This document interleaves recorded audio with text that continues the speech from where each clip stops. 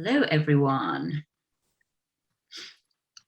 If you'd like to introduce yourself in the chat and just say who you are, which organization you're from, if you want to, if you're open to kind of like connecting with your peers outside of this, just maybe give a little insight into what your organization does to see whether there's anybody else in the group who it may be useful for you to connect with. We're just going to wait for all of us to get here, and then we're going to make a start hearing from Joe. So let's see. I'm just doing a little face count. We've got very good representation from Action Through Enterprise here. Okay, so who's your contingent here? So we've got I've got a whole contingent with me. So I've got Chief Executive Sarah Gardner giving a little wave there. Got Gabriel Manibi, who's going to be co-presenting with me, but only just received the slides. Apologies, Gabriel. He's our Director of Operations in Ghana. Got Katia Hardcastle, she is an intern on communications, and Tara Colesell-Hawes, who is our Projects and Operations Officer. There we are. Well, hello and welcome to Action Through Enterprises staff meeting. I love it. Thanks. This is gonna help with our reporting to FCDO. We can say so many people came to this webinar. It was so good. So I think we've got 10 people signed up in total. So we'll just have a couple more minutes for people to join. But I can see that you started to introduce yourself in the chat. So thank you. I'll just do like some housekeeping while we're waiting for everyone to join us. Lots of familiar faces, so good to see you all, and welcome to anybody who is new or hasn't been to an FSI event before. The FSI is the UK's leading provider for free and low cost training and support for small charities, and this programme in particular is especially for small UK charities working overseas, and it's funded by UK Aid through FCDO, through the Small Charities Challenge Fund.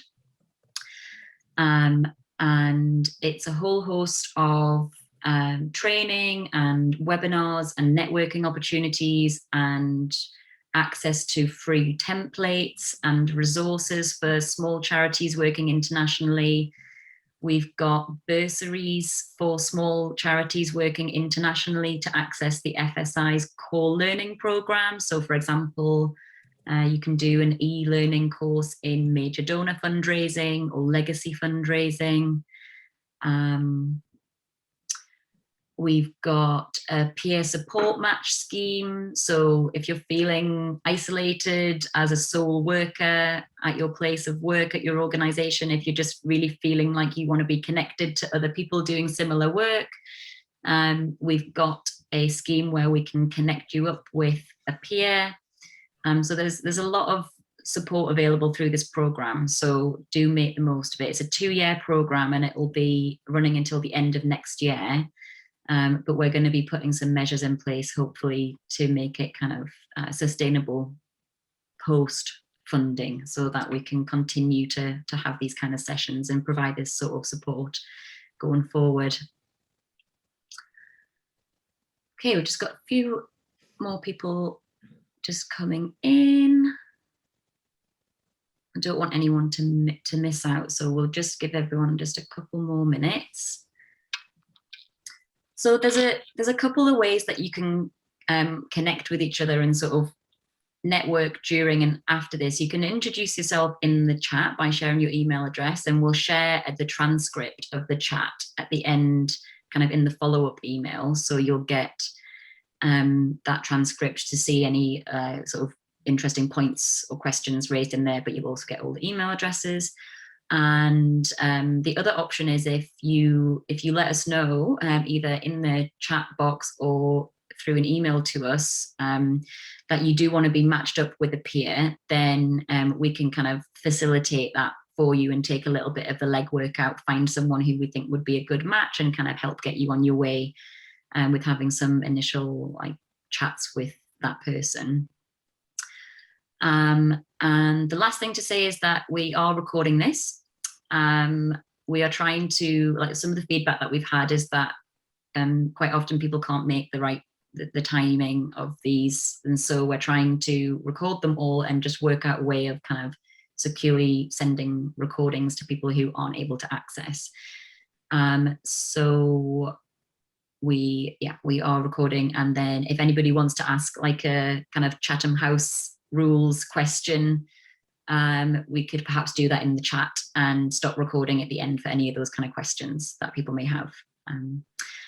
Okay then, I think we should just get going really. Jo, do you want to share your screen and start us off? So I'm gonna let you introduce yourself rather than do that on your behalf, if that's okay, Jo. Thanks, Vic. Hi everyone. Right. Yeah, I'll share my screen and get going. I think we've got about 10-12 minutes each, and hopefully lots of time for questions. Can everybody see that? Great.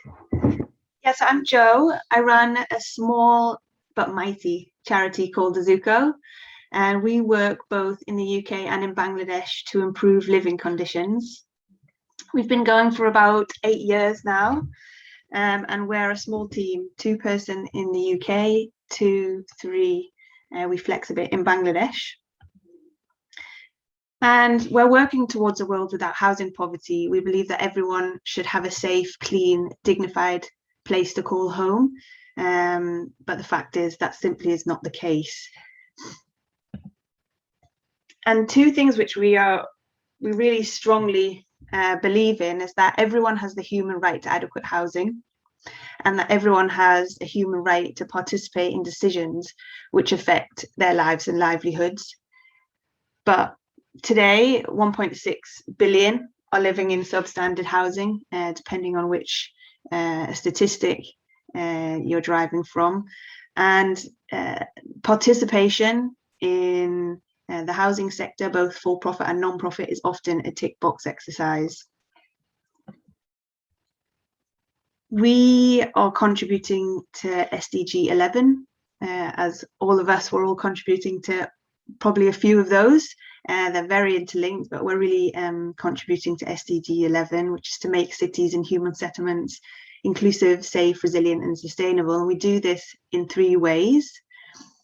Through co-designing housing and infrastructure improvements. So that's working with communities, not for them, to improve living conditions. We deliver design and construction training, particularly for women in low-income areas in the northwest of Bangladesh, but also in London in the UK.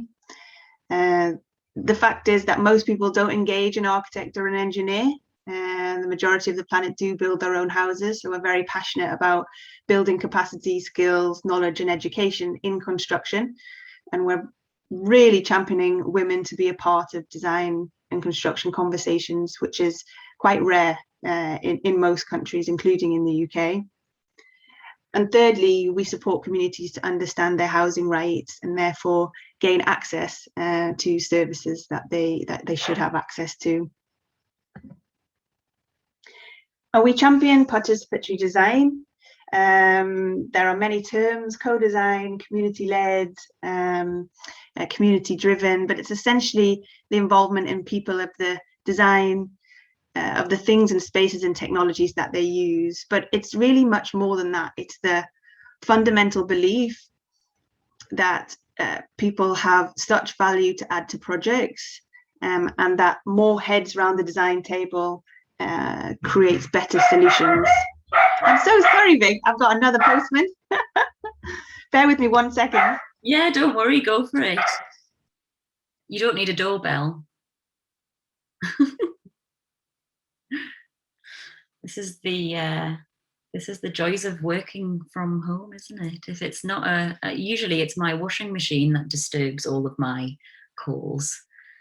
I seem to have part washing machine, part aircraft, just sort of reaches a peak and takes off. Hello. Hi again. Do you have Actually, a doorbell, or do you just need the dog? I just need the dog. You can hear her. I've actually bought some worms. We've got a composter, so I've got 2,000 worms in my front hall now. Oh my goodness! Wow. I hope your dog doesn't get into them.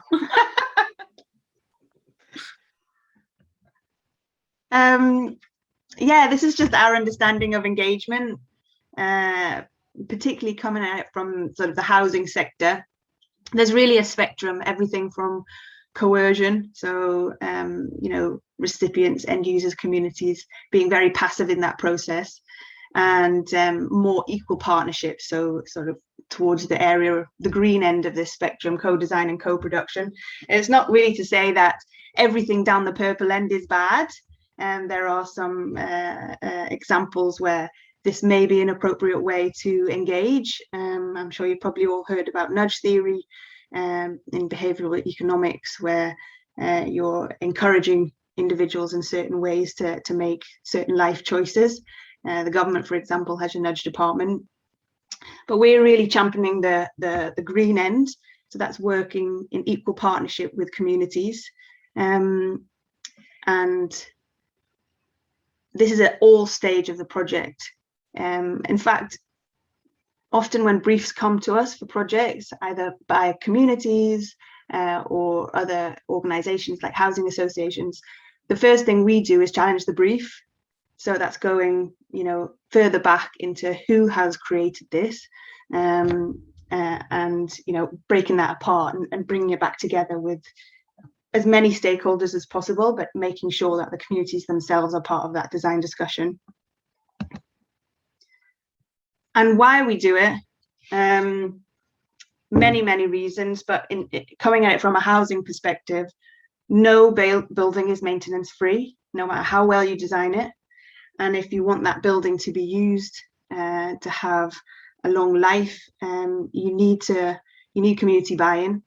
And for us, there's so many examples where communities have not been involved in the design and building of structures and infrastructure and services, and after a while they just become redundant. So actually a lot of what we do is bring buildings back to life, quite significant buildings, but for various reasons, a part may have broken and it's no longer in operation, and we work with communities to bring them back to life. So just to put it into a bit of context, I wanted to tell you a little bit about a community that we've been working with for, Azuka's entire lifespan, and I was working with them 4 or 5 years previously. This community is around 250 people in the northwest of Bangladesh, in an area called Jogan Babumat. Originally, the land was waterlogged and uninhabitable, and a large NGO reclaimed the land, and the Hindu landowner handed it over to government, and they invited landless people, predominantly from the nearby railway, to take plots. It's incredibly dense. Houses are around 12 meters squared, single story. The majority do not have personal toilets. There is a shared communal facility that was redundant when we started working together. So the majority either use that shared facility or go in the open drains, which are along the backs of the houses. You'll see here they're plugging into existing systems. It's not provided to them, so they're tapping into the electricity supply. They don't have piped water, so they'll use communal water tube wells. And the majority of people are day labourers, either in agriculture or construction, or as rickshaw pullers, so very much hand to mouth, what they make that day, and they spend. Little saving is done.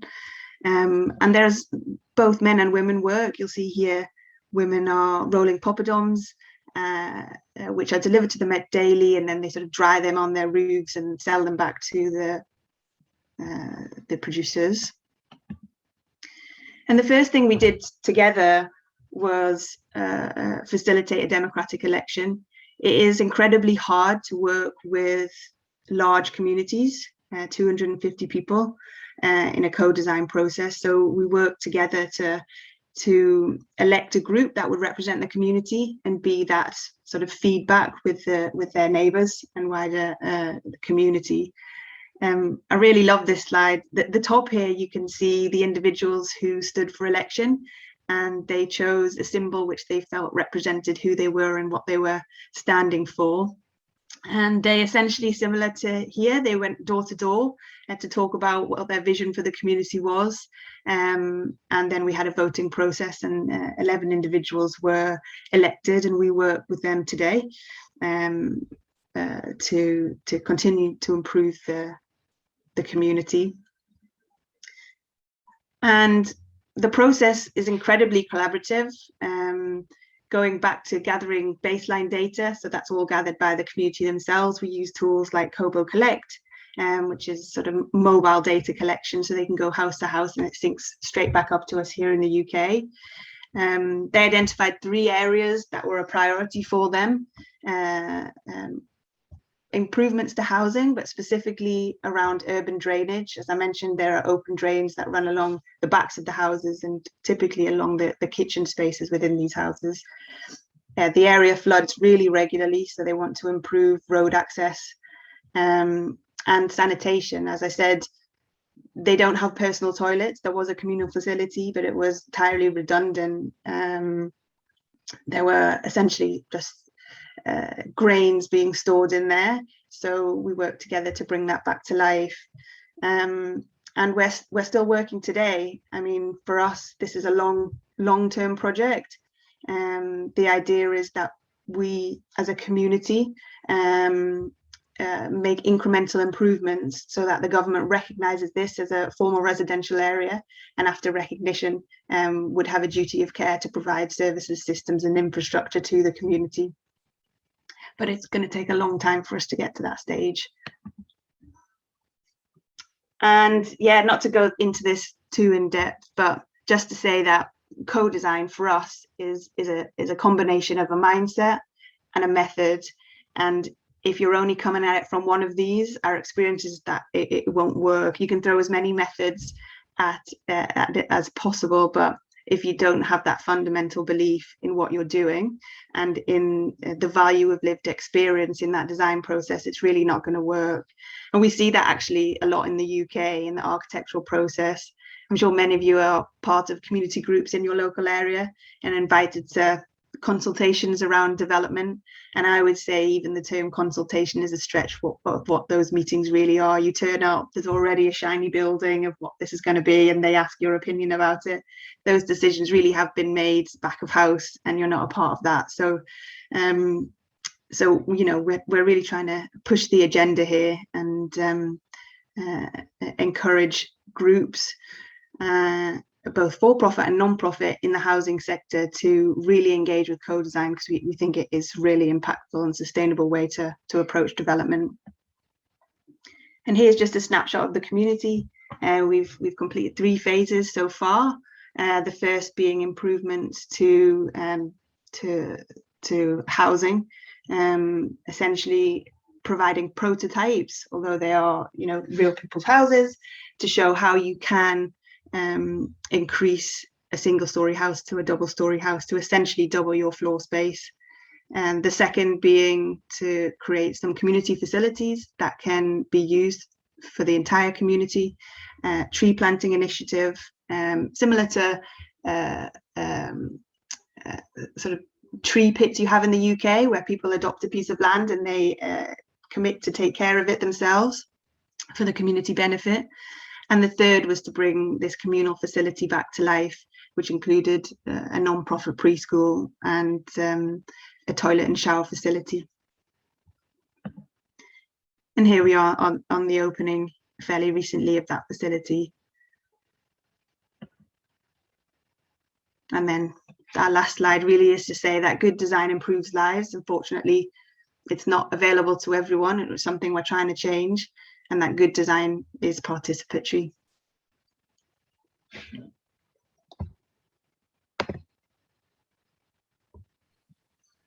Thanks. And that's it. It's interesting. Like I've Joe and I have worked together on some sort of, you know, other hats on, I guess. But it's really interesting to hear more about your bread and butter, because we don't often get a chance to talk about that. But that's really interesting. Yeah. Thank you so much for sharing that. I'll open up to questions, and if anybody had any questions for Jo on Azuko and their approach and what they do. Does anyone else work in housing and infrastructure? What's the biggest barriers, Jo? What do you find the biggest resistors are? Funding. Sorry to have that answer. Co-design is quite a complicated process. Something that's quite difficult to explain why you need to invest, X amount of months even to challenge a brief. The return on investment, it feels to us as quite a simple thing, but actually to secure funding for that is fairly difficult. All the projects that we work with in the community contribute to, both financially and in kind, with their labour, but it's rarely 100% of that. So we do need to bring in finances to secure the latter. And as much as possible, we try to engage with local authority and government, because we do essentially want their buy-in long term, but funding is still a real challenge. That was going to be my question, Jo, actually. So I didn't realise I hadn't turned my video back on there. My question was going to be about the sort of engaging with local infrastructures and governments sort of element, because obviously you talked about the importance of getting that buy-in, and we don't work in exactly the same area, but getting that more local sort of buy-in and kind of working our way up through sort of more senior levels of local government is something that we're trying to do at my organisation at Raising Futures Kenya, and just wondered if you've got any kind of tips on how to do that. Like, I'm sure it changes country to country pretty significantly, but any kind of tips on how to start on a journey like that? I think as much as possible, you have to invite local authority to be a part of the process from word go. They don't, for us, it's a long-term engagement. Right now we don't get funding in this Jogan Babu Mart, we don't get funding from local authority, but they're very well aware of improvements that have been made, and we're increasingly getting recognition for that. So in 2017, I'm sure you saw there were incredible floods across that region of northwest Bangladesh, northeast India and Nepal, and the entire slum that Jogan Babu Mart is a part of was submerged under 7 feet of water. Whole houses were submerged, and that lasted for about 7-8 days. And we were able to, our communal toilet facility was one of the only few that was operating prior to the floods. And then because the communities had been involved in bringing that building back to life, as soon as the floods subsided, they were able to go to market and purchase the necessary pieces that had either broken, they understood how the system worked below earth, etc., etc. So they brought that building back to life in under 8 days, I think. And then we opened it up to the much wider community, which was quite a stress on our small facility for the next month or so until other options were available to them.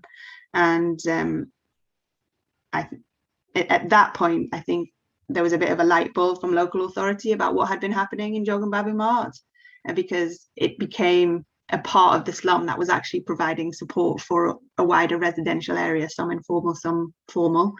So my only I guess insight is for it not to be a tick box exercise. I mean, I do think you need power in the room to make change.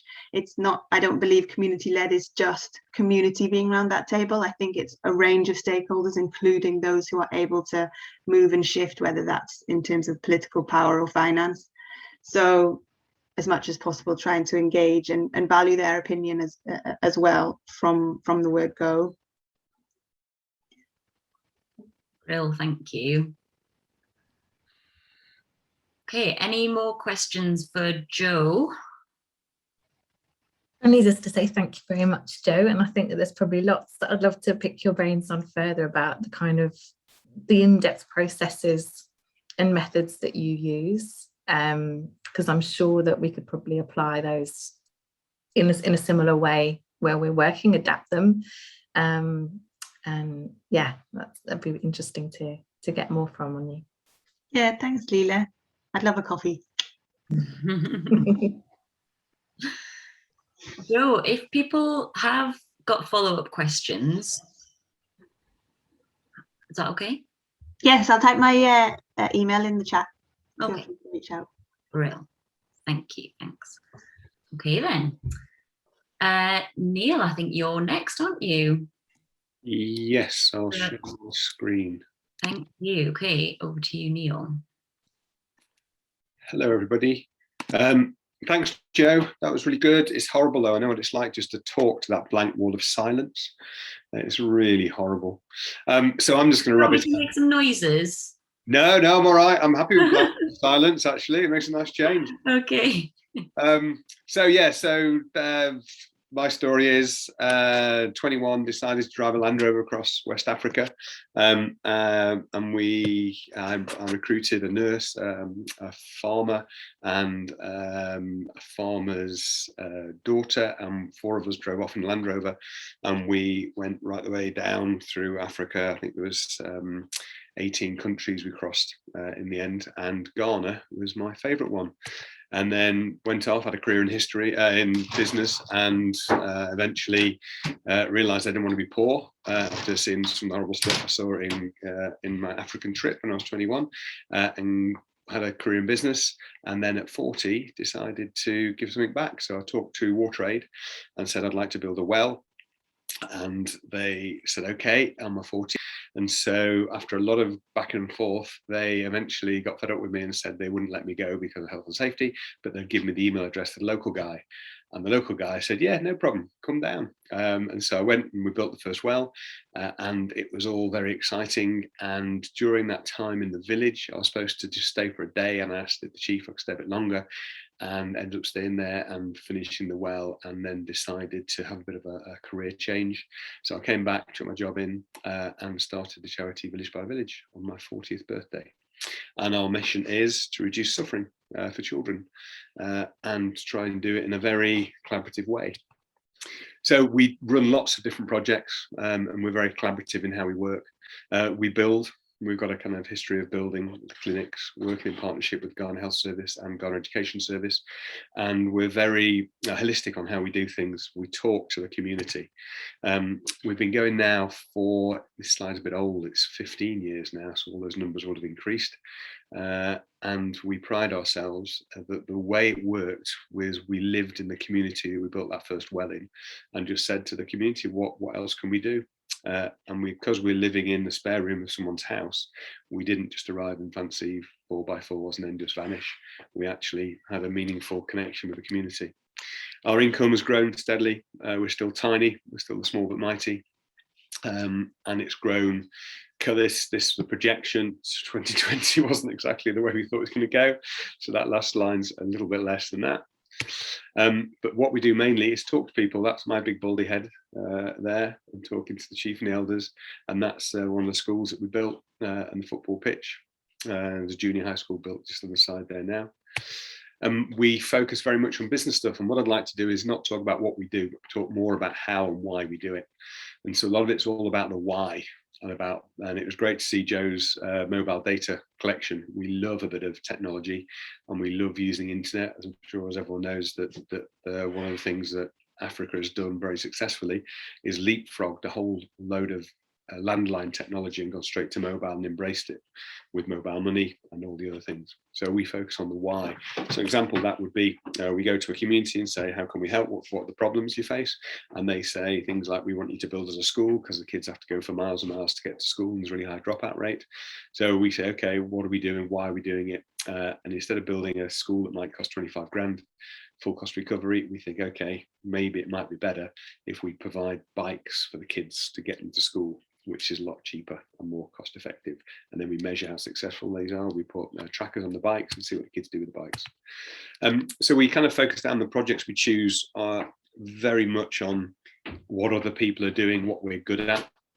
And we work in collaboration wherever we can with other charities, but the big ones don't like to play with us very much, which is a great shame. The plans and the big boys don't like playing nicely. we've found. So what we tend to do is partner with smaller charities, and we're far more flexible and far more agile, and that kind of suits us quite nicely. We love fail fast. As you can tell, there's a lot of business stuff in this. We try stuff small scale, and then we love a bit of feedback, rip it to pieces. Great, tell us how terrible we are, tell us why we're so terrible, and then we do it again. And that loop is just really powerful.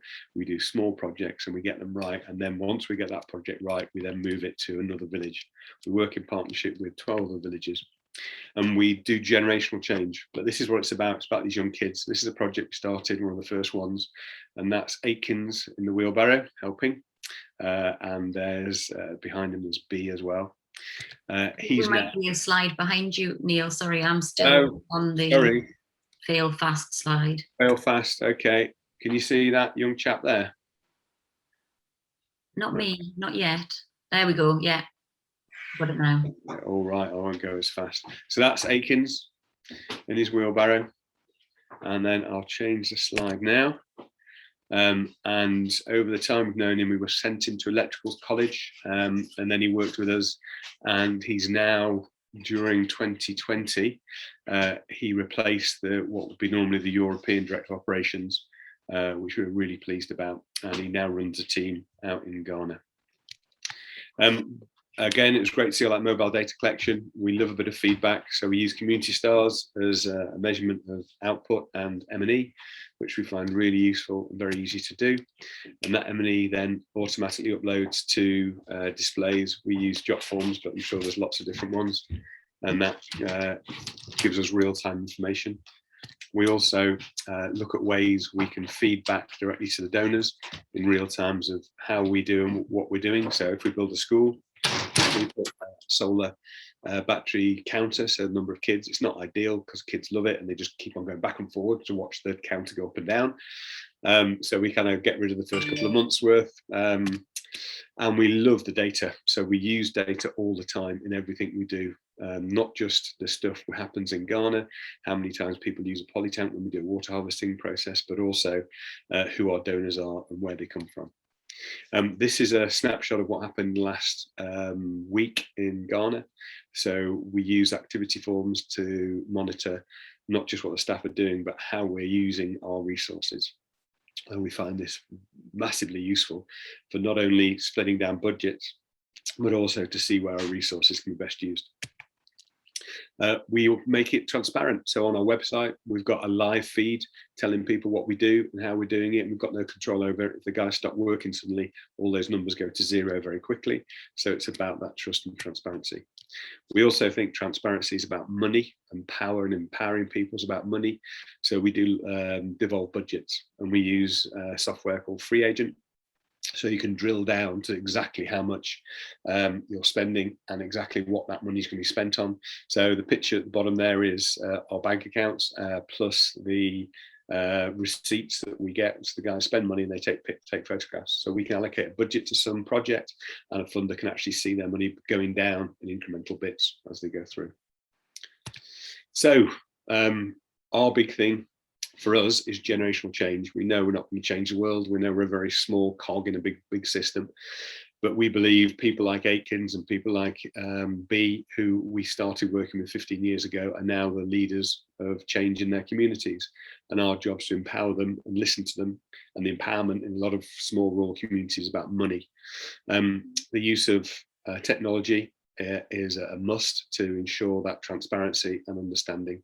And I think for us, that's more important than anything, is that the transparency is there, because ultimately, if you've not got trust, you really haven't got anything. Thank you, Neil. There's some questions in the chat. Janet, do you want me to read your questions out, or do you want to ask them of Neil? I'm happy to talk. Okay, I thought that was amazing, Neil. I'd love to know more about how the technology works and so on. And whether we can replicate it in Tanzania, really. So perhaps I've sent you a LinkedIn request, but perhaps we could have a follow-up. If you've got mobile, if you've got mobile signal, 3G, 4G, even better, yeah, you can pretty much do it. There's also, we use a thing called jot forms, and the advantage with that is you can do the data capture and it saves it all on the phone, and then as soon as you get back to the signal, it will upload it automatically. So you actually don't need signals from more remote villages. There's an organisation called Charity Digital. Is it Digital Charity or Charitable Digital? Yeah, Charitable Digital, yeah. Yeah, and they're really good. They'll take you through all the best options you've got. They know far more than we do, but yeah, I'm happy to link in and go from there. Thank you, that would be fantastic. Neil, maybe while when you're not answering questions in a sec, maybe you could put a couple of links in the chat to some of the tools that you mentioned you used, because I was like trying to write things down very quickly, but failing to like listen and write at the same time. But I was particularly interested in that like live feed to your website. Could you talk a bit more about that and just how that works and how your team in Ghana, what they have to do for that to be updated and kind of how time consuming it is and all that? I was really interested. Really, we designed it so it'd be absolutely take very little time and be really simple to use. So rather than talk to you, what I'll do, I'll show you what the guys fill in. So we've got an activity form. Anytime anybody does anything, they fill in an activity form based on what projects we get funding for. So funders can actually see what's going on. I'm just going to try and pull up the right form. Actually, I'll just share my screen so you can see it all as I go through it. Is this a free tool, Jot tool? Jot forms, no, it's not free, unfortunately. They'll charge you for it, but you can get free for a couple of users. But then if you want to go to more than about 5 different users, I think you have to pay. So if you do it small scale, how many people in your organization? 20 odd. I mean, we've been doing a lot with Kobo, ODK. Right. I think they're all very similar. Well, Kobo and ODK are completely free. Right. Does it limit the numbers? No. Oh, that's good. Yeah, my internet, I'm off grid at the moment. We're in I'm running on batteries and solar power, and the internet's not very fast, but I'll show you what this does. Let's have a look. Yeah, so just show you the form. So it's a really simple form that just says, where have you been, who's gone, what have you done? And the guys just sat in the vehicle before they go off. They just automatically puts the date in, and then you tick on what project you're doing. That is so cool. And it's just so simple. So you custom build the forms. Yeah, and then at the end of it, if you've got how many people to interact with, you've got a number of, you can add all this stuff up. And if they're doing it every day, and you've got 4 or 5 people doing it every day, suddenly you get this very big picture, and you are going to get mistakes. But because it's such a big picture, it helps you understand kind of the general trends of what's going on. And if you're so on our number of villages that we're working in, if you suddenly realize that everybody's going to a Benta, you've kind of got resource issues about where you should be going to. And that automatically feeds to, I'll get our front page. It feeds to lots of different things. Where I have a weekly meeting with the Director of Operations and we go through what's been going on. But on our main homepage, you can just see the dashboard. There we go. So that's what's been going on in the last month or so.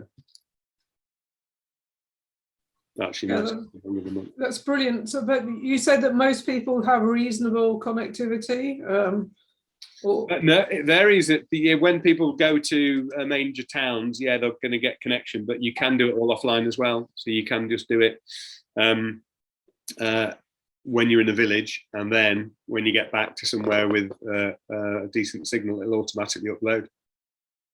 So you haven't had particular problems with people not doing it or time lag or? No, there's been I think you need to focus it. You need to make sure the guys do it and explain to them the importance of it. And so by having it highlighted in a regular meeting, we also use TickTick, which is like a task management system. And so one of the tasks is, have you completed your Jot forms? And if they haven't, then there's accountability there on why they haven't. And if they haven't done it, then we ask 2 questions. Is it because you don't want to do it or you can't do it? If you can't do it, we go through a training process. If you won't do it, then it's performance management.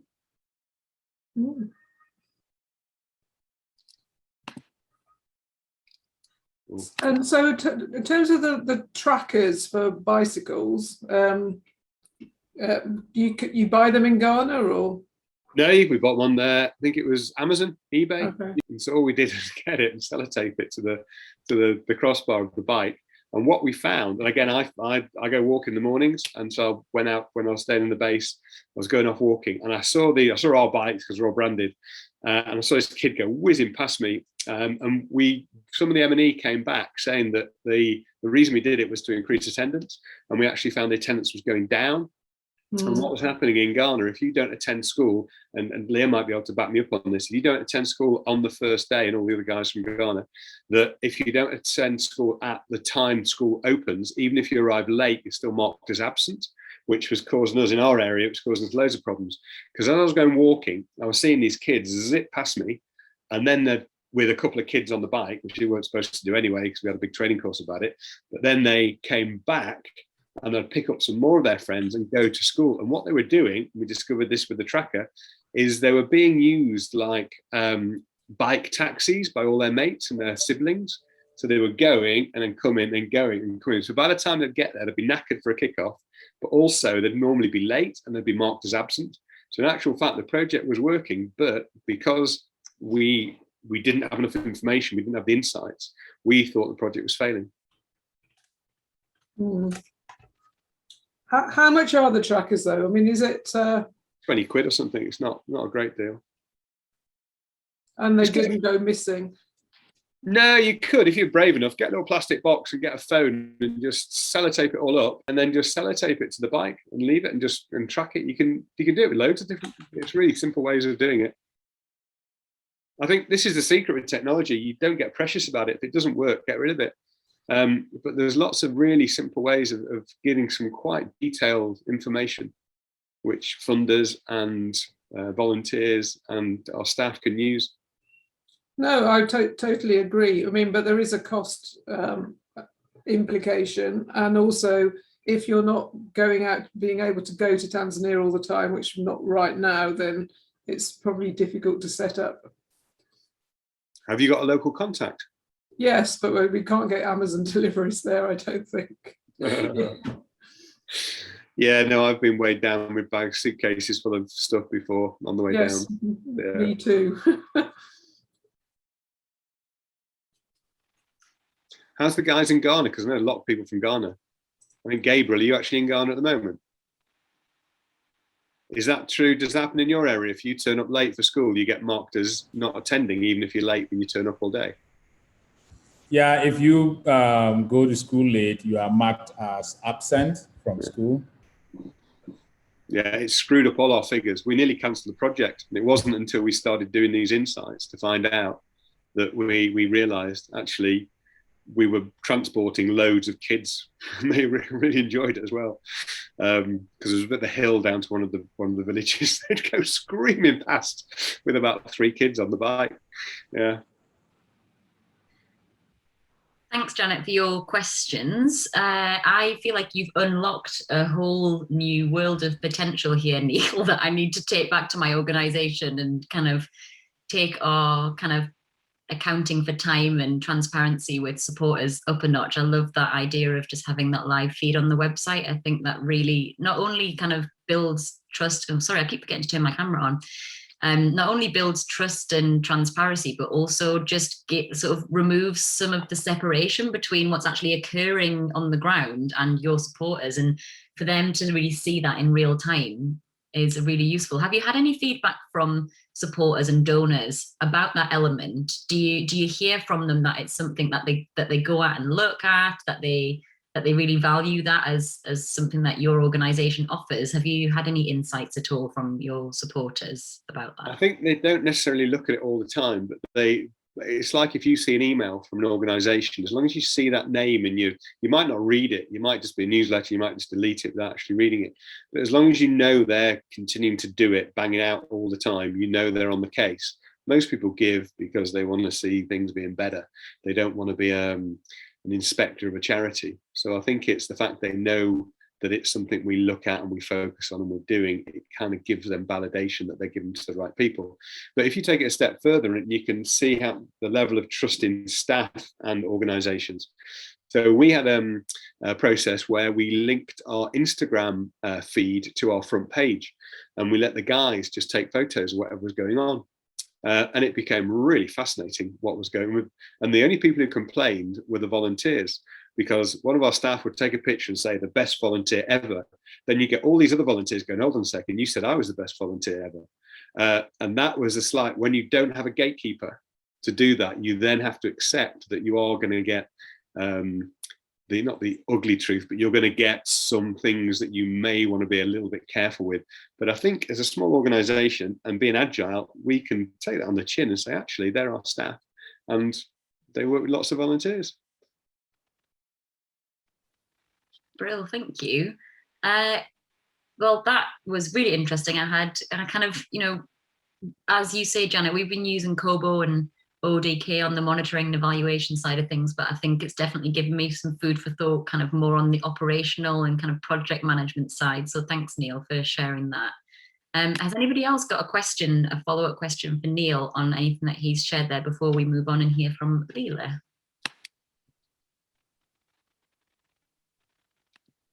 Okay. So thank you, Neil. And yeah, over to you, Leela. I think we're okay for timing. So I was going to suggest we have a little comfort break, but maybe we can hear from you, Leela, and then we'll have a quick comfort break and come back for like wider networking and questions after that, if that's okay with you. Yeah, that sounds good. Brilliant. Yeah, sure. Go. Thanks. Okay. I'll just start to share my screen. So yeah, thanks very much for having Action to Enterprise here in this networking event to talk about place-based and community-wide development.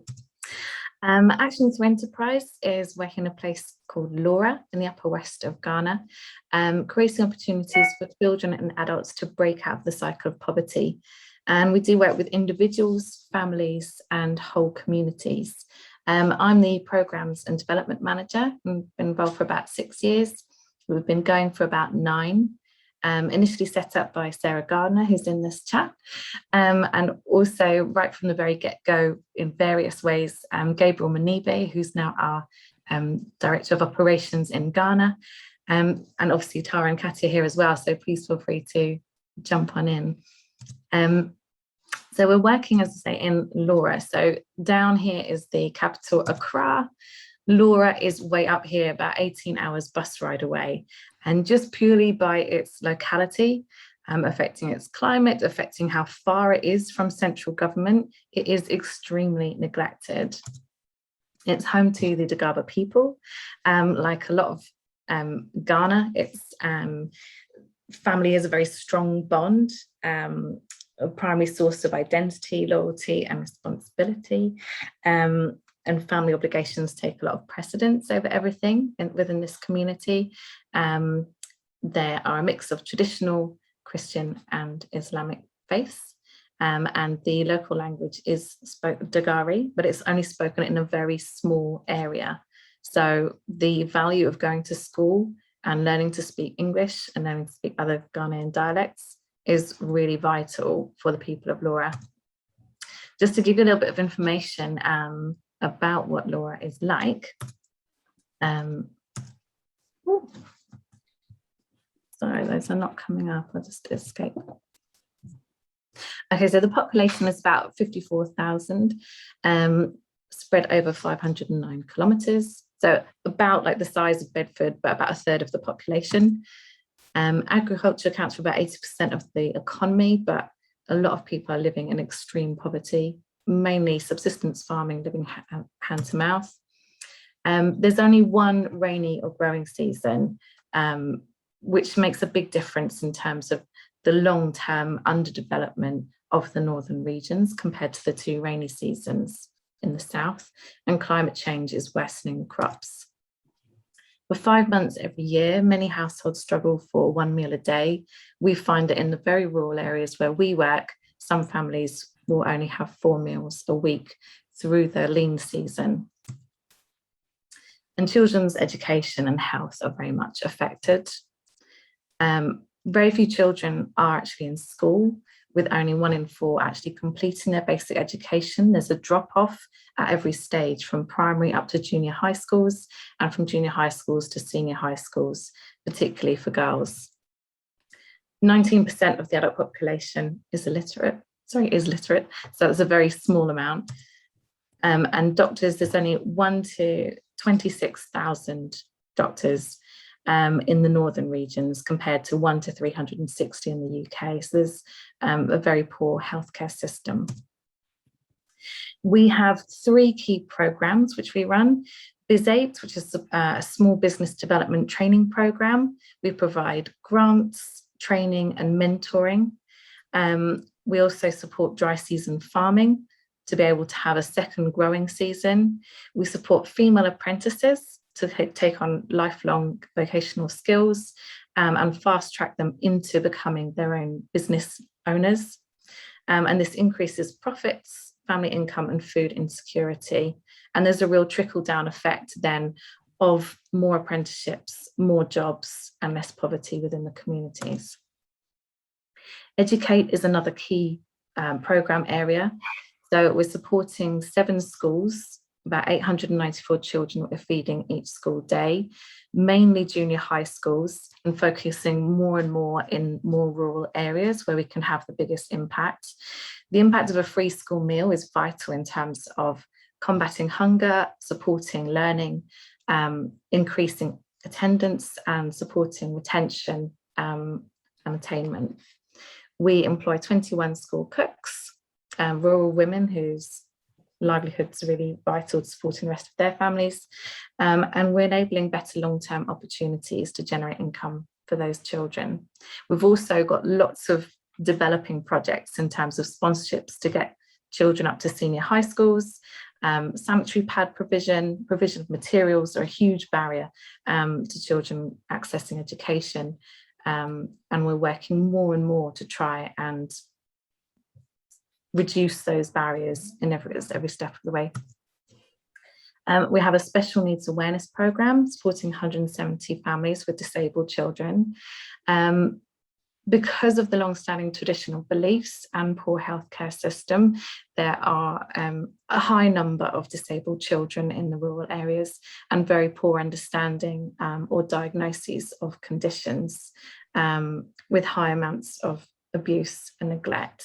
So we provide monthly meetings, support groups for those families. We are providing access to education and access to healthcare and reducing stigma and discrimination to enable children to survive. The way that we work is that we integrate these 3 programs in what we call a hub, and that's to target the most vulnerable while supporting the community as a whole. So we started in Laura Town, spreading out from there. Once we moved to Dunwinnie, a far more rural area, it made sense in terms of efficiency to have a single hub manager, so not project assistants that were supporting these different programme areas, but a single person that's travelling to these rural hubs where we're delivering all of these programmes all together. We've now got 5 hubs and we're just about to start a 6th one in the middle here. And the idea is that by 2025, everyone within Laura would be able to access our programmes if they wish to. The programmes are integrated, replicable, accessible and adaptable. And in our recent strategy discussions, we are now looking to really scale these programmes where we've had a long-standing commitment to the people of Laura. That seems to have been long-standing commitments to individuals and families and schools. Now we're looking to maintain that long-standing commitment to Laura, but to see how we can cap some of the support so that we can reach more people right across the whole community.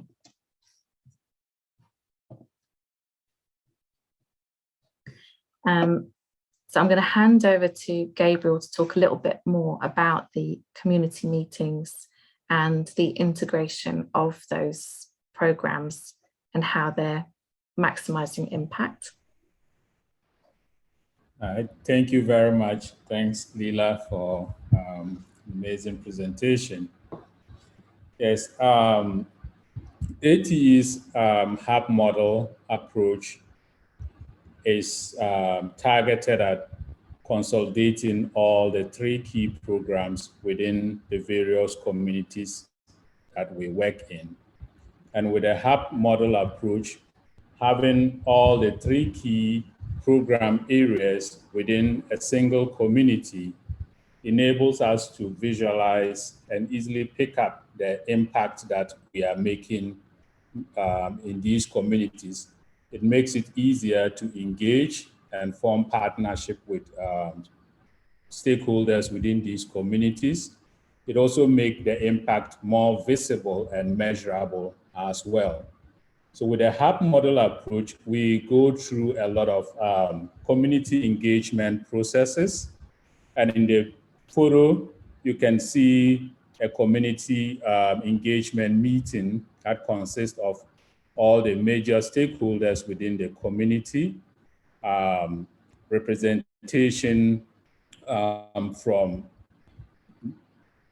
women and men, children, boys and girls all together. And within these meetings, we go through a need assessment activity where we allow community members based on gender, age, sex, and all of that to, they all have equal voice in talking about the various needs that are pressing the community, which we call developmental priorities. And the process, we allow the community members to list all the developmental priorities within the community. Then we zero down to selecting the most pressing needs, about 5 of those, and then we allow the community based on the different groups to rank the needs in order of priority. And at the end of the day, we are able to have a sequence of their developmental priorities that is very useful for identifying the potentials of growth in these communities and knowing the various representation. What do the women want? What do the men want? What do children want? The youth, the children in school. So we are able to visualize all of this and use that in creating the programs that best suit these communities. So the hub model actually already is yielding good results. And with the hub manager being the main contact person between the hubs and then ATE, the hub manager is able to have a one-stop photo shot of all the activities that are going on within these communities, and is able to gather the needed activities, results, and impact that we need. So the hub model is actually to strengthen the programs and then also actively engage the people who are the beneficiaries of these programs. So currently, we've already conducted 2 of the second round of these community meetings, and we still have 2 more to go. And it's very exciting to see how engaged and connected the community is with all of these activities. And at the end, it is about prioritizing what the community say they want and not what we are generating from our endpoint. And at the moment, there's a shift in strategy that ATE as an organization is refocusing on areas that there's high impact. And we are moving away from, the general programs into programs that are creating sustainable impact, programs that we know will have a lifelong benefit to all our beneficiaries. And these community meetings are the start point. We get connected with the community, discuss our priorities with them, see where what inputs they have in all of these decisions, and then we consolidate all and make a whole package of decision that will benefit them. So this is how important our hub model is, and it is something that has already proven that it's working, and we are hoping to continue engaging with these communities and making sure that the hub model is an integral part of the work that we do. And for example, an example of the hub model, as you can see in the photo, you can see these are farmers that we support through the dry season farming program. And in the middle photo, this is a farmer who has taken his crops, and we are buying these the food that we are going to use in our school feeding program. And so it is meant to kind of create a connection within all the programs. So at the end of the day, it's looking like at a very integrated program and making sure that we can connect all our programs in a cyclical form. Leela? Yeah, so just similarly here, this is another example of how we can really maximize that impact. So the hub managers building up that knowledge, communication and trust with the community can spot ways to maximize impacts and integrate our programs. So for example, with our special needs awareness program, working with the communities to identify disabled children, to enable them to access support. And also we've started supporting parents of disabled children with fertilizer to ensure that they can grow their own food better, because everyone is engaging in subsistence farming. We're also fast tracking some of those parents, those mothers and grandmothers taking care of disabled children, into becoming small business owners, providing them with the training, grants and support needed that they can generate their own income to sustainably support their children. So it really is about trying to create a feedback loop, trying to make sure that there's a strong ripple throughout the whole community. So making sure that we're feeding children, supporting the most vulnerable, and increasing income to support whole families. And just as a final slide, this is Mercy, who has a whole array of apprentices who she is training. So when we're taking on young women to become apprentices, training either as seamstresses, hairdressers, weavers, they are then going through the 3-year program. We've now completed that pilot. We've fast-tracked them into becoming female small business owners in their own right, and they are training and employing others within their community. It's generating income for their families, and also it's enabling others within their community to access those skills which otherwise they've been locked out of. So yeah, thank you very much. And if you've got any questions in particular about any of our programs, program developments, our hub model, or the ways that we're working with the community, please do let us know.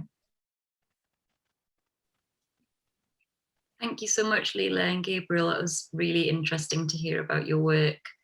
I have some questions, but I'm going to hold my tongue, try to stop talking and see whether anybody else has got any questions for you before I come in with mine.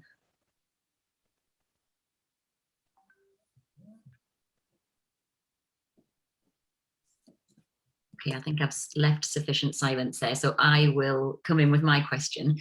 So I'm really interested in this hub model that you've developed, and hopefully we're all doing community consultations of some sort within our organizations, but it's certainly something that within my organization we're trying to kind of, you know, constantly improve and reflect on the way that we're doing it and make it better. I was wondering, when you were coming up with your hub model, whether you used any particular like learnings from other organizations or resources to sort of come up with that specific model, or whether it was very much like in response to the specifics of each community, and then going on from that, whether you can direct us to anything that we might be able to use if we were thinking of coming up with a similar kind of model at our own organizations.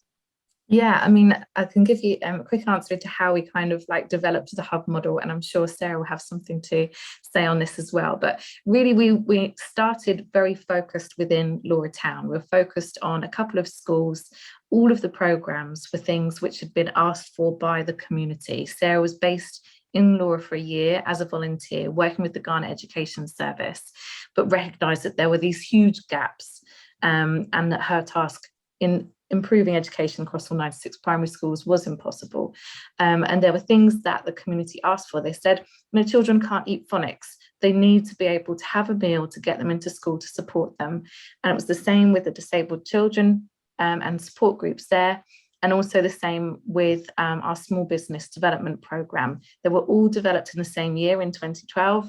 And it was women who had to sell their equipment, their weaving equipment, who wanted to have income and needed support to get back on track in terms of having their own businesses. So all of the project ideas came from the community, but they were very much based in and around Laura Town.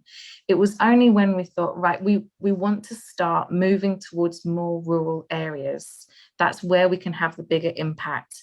And that probably started to happen in about 2016. We'd moved from just supporting a single primary school to supporting the nearby junior high school, recognised that the government school feeding programme doesn't cover junior high schools, so we're going to do that in more rural areas.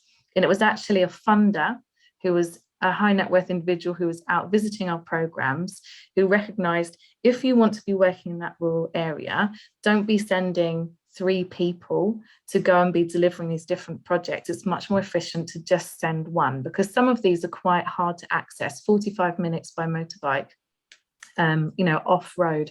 So it makes sense that we have a single person who can build up that knowledge of the community and really spot what the particular challenges are. And it's all about relationships, it's all about connections. So it wasn't particularly the community asking us to become a hub, but it was like, how can we work as effectively and efficiently as we can with the money?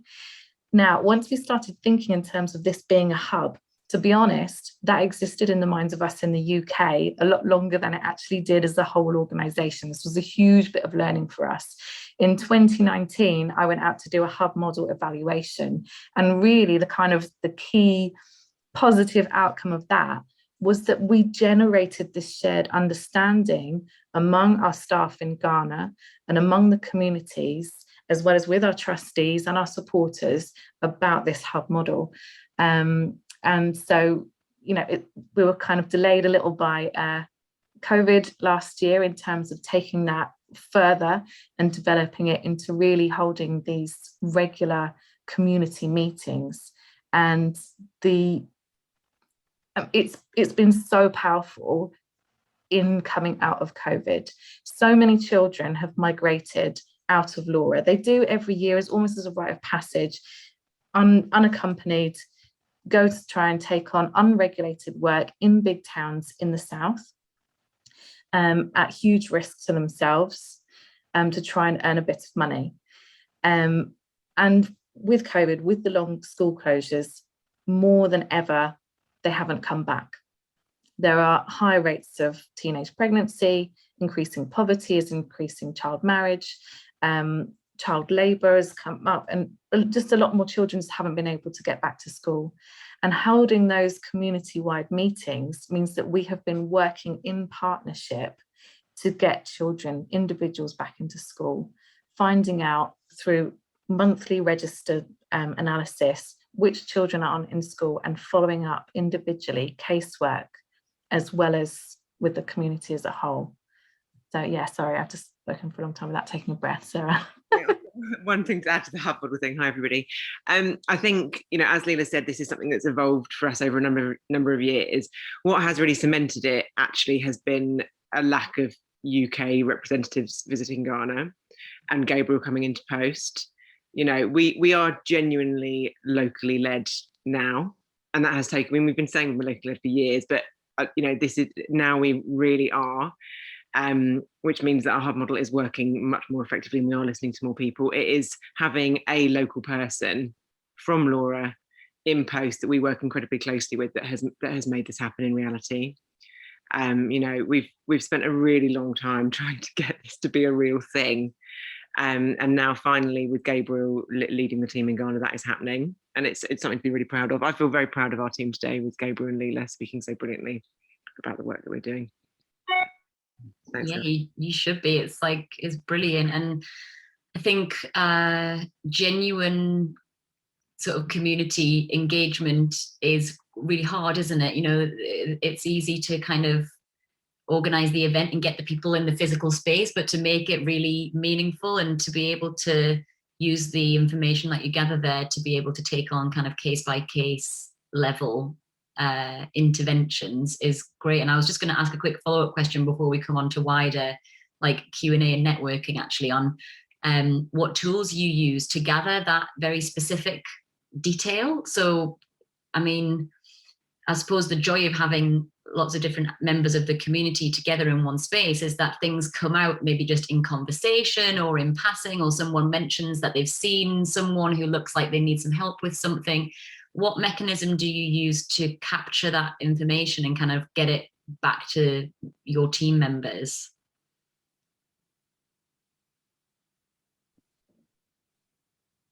Gabriel, do you want to come in on that? Yeah.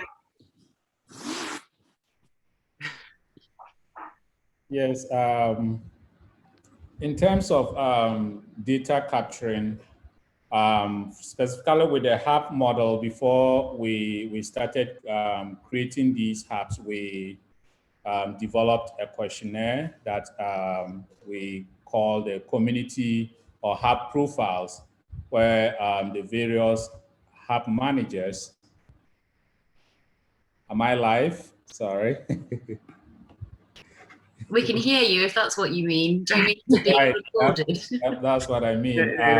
So we first of all built up hub profiles. We can still hear you. Here's the network a little, Gabriel. You're just freezing for a Yeah. second. Yep. Try again. Can you hear me now? Yeah, we can still hear you. Even when your video freezes a little bit, we can still hear your voice. Okay, that sounds good.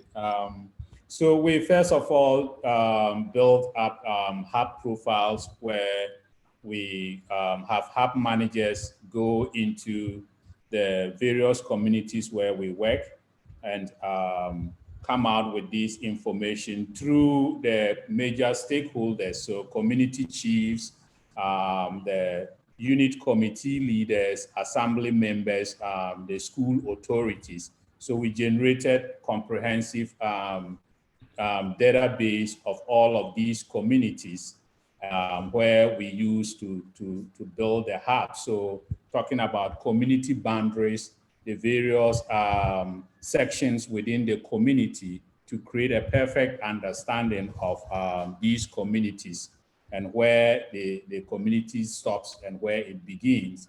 And we also consider the population. We have information about the population and zero down to, you know, male, female, children of school-going age, school dropouts. So all of these information kind of gives us a perfect understanding of where we are working.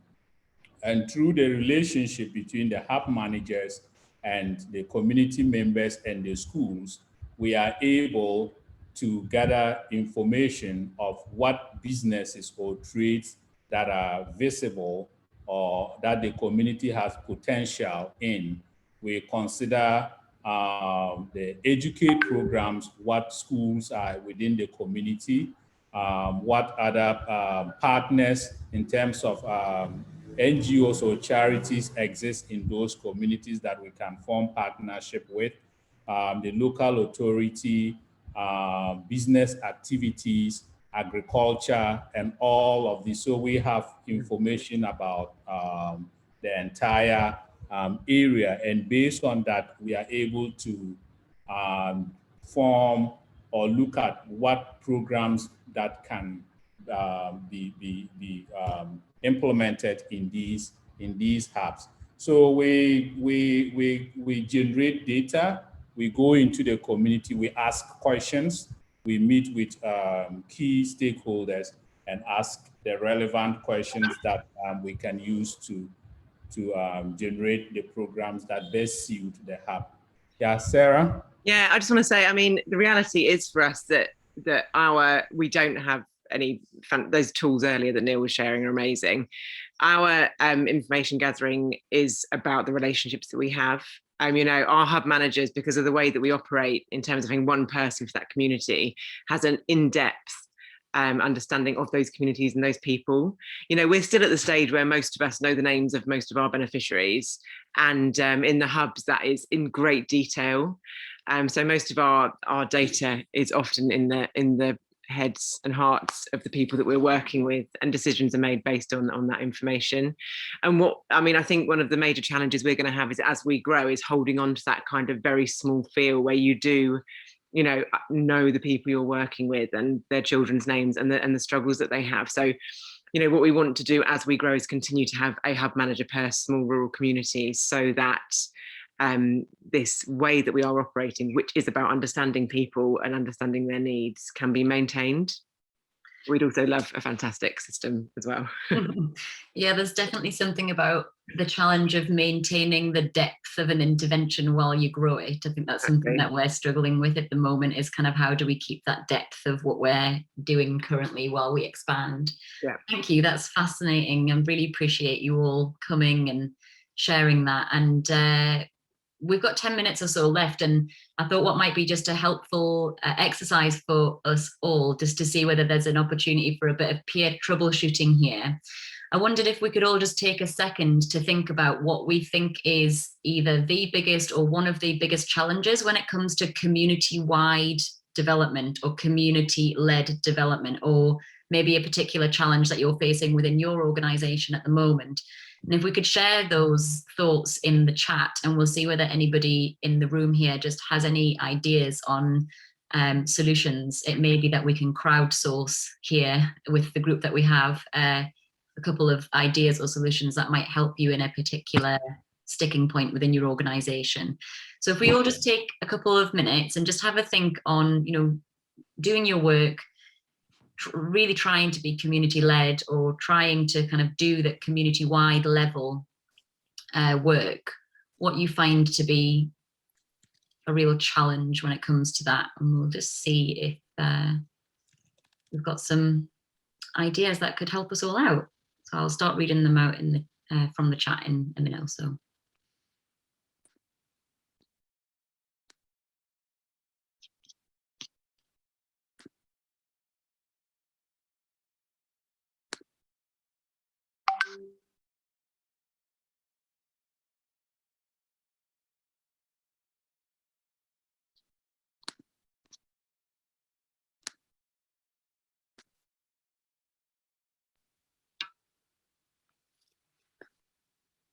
Okay, so Janet said all volunteers, so there's limits to the amount of time that people are able to dedicate. Yeah, can sympathize and empathize with that one for sure, Janet. And I think the really sort of deep dive into community needs assessment, it can feel like a luxury.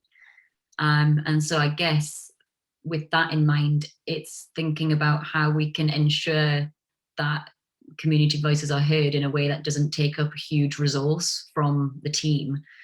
And in a similar vein, Leela's added, you know, making sure that the voices of the most marginalized are heard. So, you know, what about the voices of those who aren't going to turn up to these community hub meetings, for example? you're saying you've been trying to increase gender awareness across all of the programs and have challenges of hearing women's voices coming through, I guess, in some part through to kind of the cultural norms of being in a big group like that and having the men's voices be more present. And Jo working with many voices and perspectives, yeah, both a strength and a challenge, trying to have everyone's voices heard. So if we take that question of Janet's then, or that issue of Janet's about being volunteers and having limited capacity, and then also that element of trying to make sure that most marginalized voices are heard. Does anybody have any thoughts on kind of if your organization isn't doing necessarily very deep community needs assessment at the moment, and it's something that you want to move on to, or you want to do more of, or be better at? Does anybody have any thoughts that they could share on what an organization could start with? Maybe like a hub model, light touch from the Action Through Enterprise version. I don't know if there's like a phase one. I think the thing that we did first of all at the beginning was meet with existing groups, attend meetings and ask them, what their needs are. I mean, the way that our Biz8 program started was so random. I was doing condom demonstration at an HIV group, which I'm so ashamed of now looking back. And the women were like, why on earth are you showing us how to use a condom? My husband would never use one. I've already got HIV. We need support so that we can earn an income. It was an existing group. You don't need to have the resources or the time to put big community meetings together to hear people. You can just attend existing structures and listen to what they're saying. That's a really good point and a really good idea. And as you say, I guess that it's happening in probably in the community that you're working in, and so to work in partnership. And I was really pleased to hear you sort of talking about the partnership element. And I think sometimes we collaborate a lot at this end, and we perhaps forget to collaborate at that end too. Yeah, that's a great idea. Yeah, and I think just trying to see what kind of information is already out there. So when we started our assessment for where we were going to start working next for this new hub that we're about to launch in Tantra, we sort of focused on 3 areas. And, as Gabriel was saying, we started gathering information about the economy of those areas. What could we find online? What could we find through other people, through the connections that we could make, talking to assemblymen, talking to chiefs, talking to teachers, talking to community leaders. But yeah, I mean, we're very lucky that there has been really rich information already. There was sort of a UN Human Development report which came out in 2010, just before we launched in 2012, and there was already in that a whole bunch of community consultations. So where communities have already gone through this process and come out, identified needs, it's like, well, what are those needs that they've identified but no one's actually acting on? That's exactly what the existing priorities and gaps. So yeah, that's always a good place to start. And it's so easy to think that we need to facilitate something. We need to do a doing of something, but often there is information that already that is not being heard. Yes, and I can imagine the frustration of being asked to give your feedback by multiple different agencies and organizations, and thinking, is someone going to do something about this, instead of just always asking me about it? So I think that's a really valuable point there, just to use existing learning that is already out there. Yeah, I've got another point actually as well, another example of us doing this well. I mean, I remember doing an evaluation of one programme in 2015 or 16, and someone suggesting, someone in the room suggesting that we supported apprentices. And it was hearing that Gabriel did a feasibility study, and we started running an apprenticeship programme. It wasn't a special listening activity. It was part of a programme we were already running. So I guess it's about then always listening and just being open to learning coming from any angle, not necessarily through a structured, formal assessment yeah, I think that's really helpful. Yeah, and regular communication. I mean, we communicate as a whole team. We really do. There's we've got 30 staff in Ghana, probably 7 are like the kind of the core team that meet regularly. We have monthly whole team meetings, which we use to kind of like have quick fire rounds on strategy or training or to tackle particular issues. So for example, you know, what I've just put in the chat, like, you know, how are we going to kind of like get to hear women's voices more? We will just thrash that out as a team, you know, in quite a quick way, and find ways forward. And there are things that we'll be doing to kind of answer that in terms of our safeguarding review, which we want to have, again, big consultations, and yeah, thinking about putting together those groups, you know, women's groups, making sure that we train facilitators who are female, because we've got quite a male heavy staff team, and you know, that can be a barrier as much as they are skilled and talented. Great, thank you so much everyone for well, to our case studies in particular. Neil messaged me to say unfortunately he had to drop off, but to Neil, wherever you are in the virtual world, and to Joe and Leila and Gabriel for talking to us about your work, and thanks Sarah for kind of contributing in the Q&A as well. And thank you to everyone for coming. And you know, we know how busy everybody is with their day-to-day work, and you know, it's often really a firefighting sort of situation in smaller organizations. So allowing yourself some time to come and join in with this, and taking a bit of time just to come and hear from your peers and to network, we appreciate the time invested, so thank you. And we'll circulate the chat and the slides and a recording of this, and if you have any colleagues who you think would benefit from seeing the recording, let us know. We're just trying to work out ways of like securely sharing recordings with people who weren't able to attend in person. But thanks again to everyone for coming. Good to see some familiar faces and some new faces as well. And enjoy the rest of your, I want to say Thursday? Yes. Okay, thanks everyone. Thank you. Thanks very much. Bye. Bye.